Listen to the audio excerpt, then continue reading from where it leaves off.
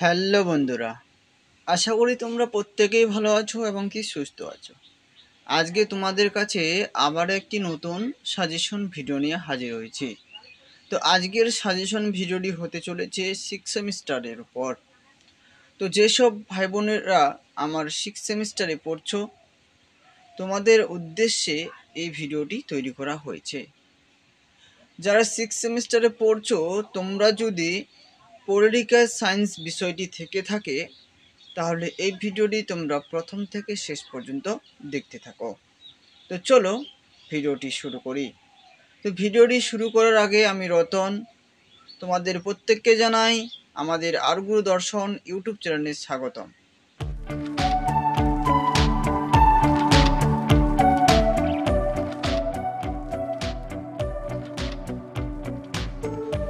তো বন্ধুরা, ফাইনালি আমরা এখন মূল ভিডিওতে পৌঁছে গেছি। তোমাদের যারা রাষ্ট্রবিজ্ঞান বিষয়টি রয়েছে পার্টস কোর্সে পেপার কোড GE2 হিসাবে, তাহলে তোমরা কিন্তু পুরোটাই এই ভিডিওটি দেখো। আজকের এই ভিডিওতে আলোচনা করব GE2 এর কিছু গুরুত্বপূর্ণ প্রশ্ন, যে প্রশ্নগুলো তোমাদের 2024 সালে আসার সম্ভাবনা 100% রয়েছে। তো চলো সেই প্রশ্নগুলো আগে দেখে নিই।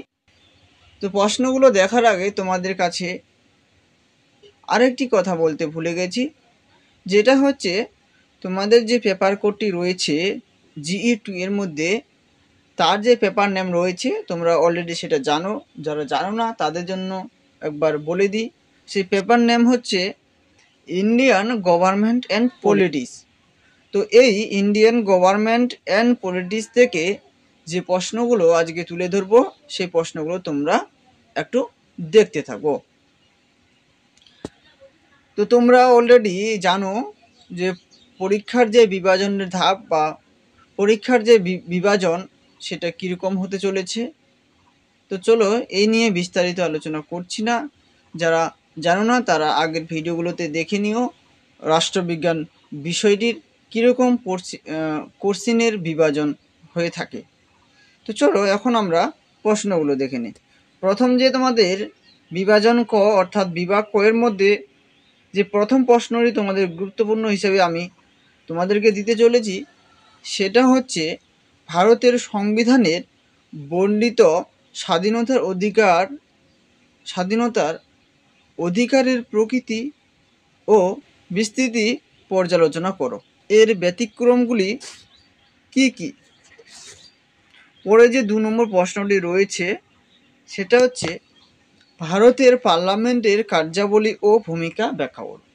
এটাও কিন্তু গুরুত্বপূর্ণ রয়েছে 2024 সেশনের জন্য। চলো 3 নম্বর প্রশ্নটি যেটা রয়েছে, ভারতের প্রধানমন্ত্রীর ক্ষমতা ও পদমর্যাদা ব্যাখ্যা করো। 4 নম্বর প্রশ্নটি যেটা রয়েছে, ভারতের দল ব্যবস্থার বৈশিষ্ট্য সমূহ আলোচনা করো। পরের যে 5 নম্বর প্রশ্নটি রয়েছে, ভারতীয় রাজনীতিতে জাতপাতের ভূমিকা আলোচনা করো। এবার যে 6 নম্বর প্রশ্নটি রয়েছে, এটাও কিন্তু ভেরি ভেরি ইম্পর্টেন্ট রয়েছে, সেটা যে ভারতের নারী আন্দোলনের গতি প্রকৃতি পর্যালোচনা করো।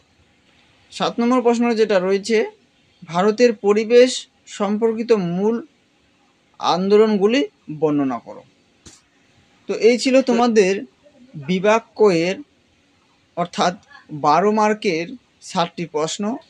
এই প্রশ্নগুলোর অ্যান্সার তোমরা যদি ভালো করে পড়ো অবশ্যই তোমাদের পরীক্ষা ভালো হবে। তো আজকের এই 7টি প্রশ্নই ছিল তোমাদের 2024 সেশন অনুযায়ী অতি গুরুত্বপূর্ণ।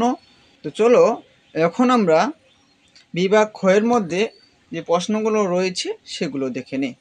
তো তার আগে তোমাদের কাছে ছোট্ট একটা রিকোয়েস্ট, তোমরা যদি আরগুরু দর্শন ইউটিউব চ্যানেলটির প্রথমবার ভিজিট করে থাকো তাহলে অবশ্যই আরগুরু দর্শন ইউটিউব চ্যানেলটি সাবস্ক্রাইব করে দিও, আর তোমাদের বন্ধু বান্ধবীদের কাছে এই ভিডিওটি শেয়ার করে দিও। তাছাড়া অনেকে কমেন্ট করে বলছে যে 6 সেমিস্টারের এক্সাম কবে হবে। তো অ্যাকচুয়ালি তোমাদের 6 সেমিস্টারে ভর্তি হওয়া 2 মাস থেকে 1.5 মাস হচ্ছে। তো তোমাদের সেমিস্টার যে সিস্টেমটা রয়েছে সেটা কিন্তু 6 মাসে একবার হয়। তো তোমাদের হয়তো 5th সেমিস্টার থেকে 6th সেমিস্টারে ভর্তি হওয়া 6 মাস এখনও পর্যন্ত হয়নি, তো তোমাদের পরীক্ষা দেরি রয়েছে।